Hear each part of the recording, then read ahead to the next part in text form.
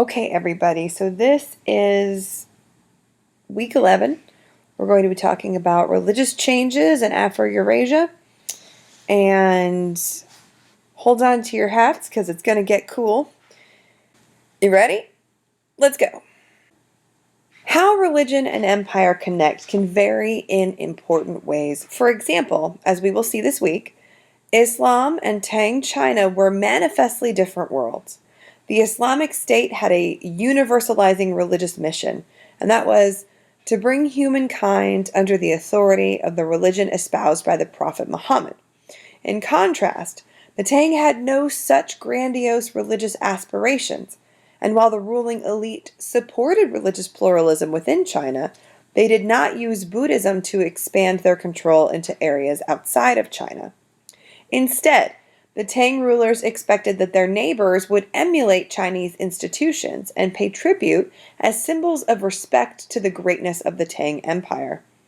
With Islam's warriors, traders, and scholars crossing into Europe, Chinese influences taking deeper root in East Asia, and Christendom extending itself across Europe, religion, empire, and commercial exchange once again intertwined to serve as the social foundation across much of Afroeurasia.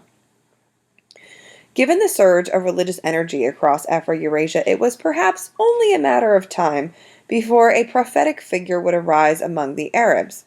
Christianity and Buddhism were laying claim to universal truths, spreading their faiths across wide geographical areas outside their places of origin, and competing groups now had to speak the language of universal religion. Only the Tang dynasty resisted the universalizing faiths, as Confucianism and Taoism withstood the upsurge of Chinese Buddhism, revealing that China would follow a different path by maintaining past traditions. In the 7th century CE, Arab peoples would become the makers of their own universal faith, which would join and jostle with predecessors in Afroeurasia. So Islam began inside Arabia. Despite its remoteness and sparse population, in the 6th century CE, Arabia was feeling the effects of exciting outside currents, long-distance trade, imperial politics, and especially religious debate. As early as the 4th century CE, inhabitants in the state of Himyar, present-day Yemen, had embraced Judaism, only to see their territory conquered by Ethiopian Christians in 525 CE. In addition to establishing a state in the southeastern tip of the Arabian Peninsula, Christianity was making deep inroads into Arab societies, sending out missionaries eastward into southwestern Asia where many Arabs lived. They established a notably strong following in northern Arabia. Also, commodities from Egypt, Syria, and Iraq circulated in local Arabian markets, and Arabs joined in the Byzantine and Sasanian military and civil bureaucracies. Thus, while one of the world's most universalizing faiths would be born in a remote region of Southwest Asia, Islam was quickly in a position to take advantage of the dynamic trade routes and to adapt imperial political institutions in Southwest Asia, the Iranian Plateau, and North Africa as it spread its faith and shaped its political empire. In the early life of Muhammad, little suggested that momentous events would soon occur. Born in Mecca around 570 CE into a well-respected tribal family, he enjoyed only moderate successes as a trader. Then came a revelation, which would convert this broker of commodities into a proselytizer of a new faith. In 610 CE, while Muhammad was on a month-long spiritual retreat in a cave near Mecca, he believed that God came to him in a vision and commanded him to recite these words: "Recite in the name of the Lord who createth man from a clot. Recite, and the Lord is the most bounteous who teacheth by the pen, teacheth man that which he knew not." So that was the first revelation. Further revelations followed. The early ones were like the first, short, powerful, emphasizing a single all-powerful God called Allah, and full of instructions for Muhammad's fellow Meccans to carry his message to non-believers. The words were eminently memorable, an important feature in an oral culture where poetry recitation was the highest art form. Muhammad's early preaching had a clear message. He urged his small band of followers to act righteously, to set aside false deities, to submit themselves to the one and only true God, and to care for the less fortunate, for the day of judgment was imminent. Muhammad's most insistent message was the oneness of God, a belief that has remained central to the Islamic faith ever since. So I like this chart because it shows you how related these religions are that we've been talking about, and how these universal religions, kind of branch out from one another. So take a look at that. I think that's pretty cool. So these teachings, these Islamic teachings, compiled into an authoritative version after the Prophet's death, constituted the foundational text of Islam. It was called the Quran. Its 114 chapters, known as surahs, occur in descending order of length. The longest has 300 verses and the shortest a mere 3. You don't need to know that. I'm just telling you because I think it's cool to know. The details are neat. Accepted as the very word of God, they were believed to flow without flaw through God's perfect instrument, the Prophet Muhammad. Like the Jewish Torah, the Christian Bible, and other foundational texts, this one proclaimed the tenets of a new faith to unite a people and to expand its spiritual frontiers. Its message already had universalistic elements, though how far it was to be extended, whether just to the tribal peoples living in the Arabian Peninsula or well beyond, was not at all clear at first. Muhammad believed that he was a prophet in the tradition of Moses, other Hebrew prophets, and Jesus, and that he communicated with the same God that they did. As we have seen, Christian and Jewish communities existed in the Arabian Peninsula at this time. Just how deeply Muhammad understood the tenets of Judaism and Christianity is difficult to determine, but his professed indebtedness to their tradition is part of Islamic belief. So in 622 CE, Muhammad and a small group of followers, opposed by Mecca's leaders because of their radical religious tenets and their challenge to the ruling elite's authority, escaped Mecca and went to Medina. Medina thus became the birthplace of a new faith called Islam, which means submission. In this case, it means submission to the will of God, and a new community called Muslims, which translates to those who submit.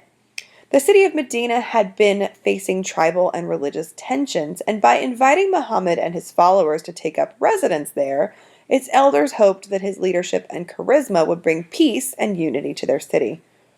Early in his stay, Muhammad promulgated a document, the Constitution of Medina, requiring the community's people to refer all disputes to God and him. Now the residents were expected to replace traditional family, clan, and tribal affiliations with loyalty to Muhammad as the one and true prophet of God. From Medina, the faithful broadcast their faith and their mission, at first mainly by military means. In this way, Islam joined Christianity in seeking to bring the whole known world under its authority. Over time, the core practices and beliefs of every Muslim would crystallize as the 5 pillars of Islam. Muslims were expected to 1.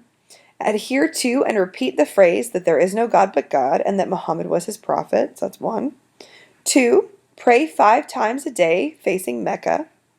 3. Fast from sunup until sundown during the month of Ramadan. 4.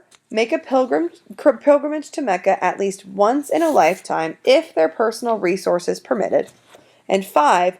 Pay alms in the form of taxation that would alleviate the hardships of the poor. These clear-cut expectations gave the imperial system that would soon develop a doctrinal and legal structure and a broad appeal to diverse populations.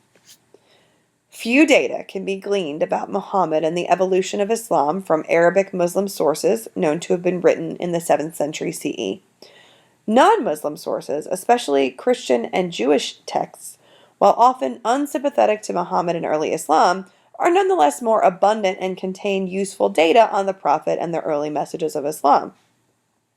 Questions have been raised based on these sources about Muhammad's birthplace, his relationship to the most powerful of the Quraysh clans during his stay in Mecca, and even the date of his death. A number of non-Muslim sources, for example, contend that the Prophet did not die, as Muslim tradition holds, in 632 CE, but was alive in 634 CE, leading a military campaign into Palestine. Many of these sources, as well as the Quran itself, stressed the divine content of Muhammad's preachings and the actions of his early followers, arguing first that Muhammad believed that the hour of judgment was near, and second, that it was only later, during the middle of the Umayyad period in the 8th century CE, that Islam lost its end-of-the-world emphasis and settled into a long-term religious and political system. In 632 CE, in his early 60s, the prophet is believed to have passed away. I've just told you, there are some conflicts on that date, but in the belief of Islam, that is the date of death for Muhammad. Islam might have withered away without its leader, but the movement remained vibrant thanks to the energy of early followers, especially Muhammad's first 4 successors, though rightly called caliphs. The Arabic word means successor, and in this context it referred to Muhammad's successors as political rulers over Muslim peoples and the expanding state. Their breakthrough was to institutionalize the new faith. They set the new religion on the pathway to imperial greatness and linked religious uprightness with territorial expansion, empire building, and an appeal to all peoples. Now, Islam's expansive spiritual force galvanized its political authority, but what kind of polity would this be? Driven by religious fervor and a desire to acquire the wealth of conquered territories, Muslim soldiers embarked on military conquests and sought to found a far-reaching territorial empire.